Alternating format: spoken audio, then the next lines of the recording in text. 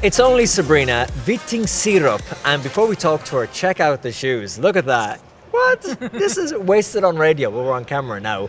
You're from the University of Copenhagen. I am, yeah. And you just did a fascinating study. Tell me about the title of it. Well, I did a PhD on cultural representation, and I'm especially interested in what is it that ethnic minorities, sexual minorities, minoritized genders, what kind of stories and voices is it they convey into the world? And you looked at how they were told through the prism of theatre, hip-hop, radio, television, across all mediums. Yeah, basically I was interested in Denmark, which is a teeny tiny country, right? When people with these minoritized backgrounds try to go out there and have their stories told, what kind of stories do they tell? What did you find? We'll focus on maybe radio and audio because this is a radio conference, but how are they told on those platforms?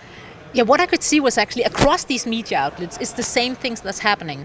One thing is that we see these stories again and again, where people both try to tell audiences how unique and special they are. You know, what kind of person are they, but also share what I call the humane banalness. Like, we're all earthlings, we're all humans, right? So in one way, connect with everyone listening, and in the other way, make sure that your host or presenter are able to be fully, uniquely authenticity self, you know. Well, that's what you found with radio, that the host is often the person put in to represent that minority. Is that what you mean? Yeah, mostly I looked into music actually, but also in hosting it would be the same. When it's when you talk about radio programs where, you know, the host is a character that you follow, specifically on podcasts, I find that to be the case, where we have this almost a protagonist we're following throughout the podcasting, and it can be different topics they pull out, but there's this one character or one host that we're really interested in, and what is it they tell us, and how can they make room for a more diverse audience as well.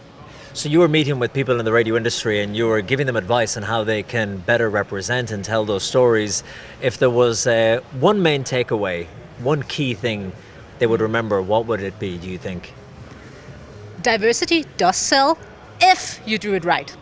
It's not simply, you know, saying, okay, we'll make the same old boring radio show, or we do this with no new people or no new money or anything. It's not going to be good simply because your crew is diverse.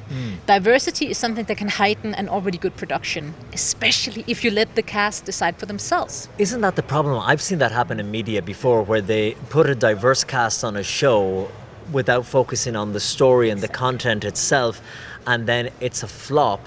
And that term has even come about, you go woke, you go broke. So that's something that probably broadcasters were quick to jump on and think, oh, we have to make this diverse, and they miss the point of, again, go back to good storytelling. And exactly, it's about making room for new stories. That's the thing diversity can do. If you talk to different people with different backgrounds, they will have different stories to tell. And that's what your listeners want. They want new stories and new perspectives to the world. So you need to find someone who are able to share their world with your audience, never mind who that audience is. Sabrina, it's been a pleasure talking to you, and it's been a pleasure seeing those beautiful shoes. You're making me envious with my plain white shoes. But it's a size 9. I bet you could fit them. I probably could. Well, maybe we can do a swap. Thank you so much. Thank you for having me.